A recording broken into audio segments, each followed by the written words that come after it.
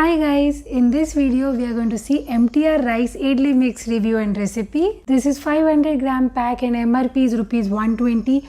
From one pack you can make 25 idlis. Actually you can. At the back of the pack there is 3-step recipe which anyway I am going to show you. So let's get started. So take a large bowl, transfer 1 cup of idli mix. Now you see the ratio carefully. For 1 cup of idli mix we would need 1 cup of water and 1 cup sour curd. Make sure you add water little by little, not in one go, and the curd should be at room temperature. Sometimes idlis are not well cooked due to air bubbles in the batter. So mix the batter gently to make a smooth and uniform texture. Idli batter is of thick consistency unlike dosa batter. This idli mix has already salt in it, so you don't have to add any. Now let the batter sit for about 5 minutes.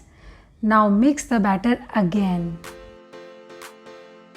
Boil the required amount of water without adding idli plates. Meanwhile, grease the idli plates with ghee or oil. Pour the batter in the mold. Don't overfill, leave the space for the idli to fluff. Now you tap it, it will get the shape. Once the water starts boiling up, insert idli stand in it and leave it for about 10 minutes on medium-high flame. After 10 minutes, remove the idli plates and let them cool down for 3 minutes before removing idli from the mold.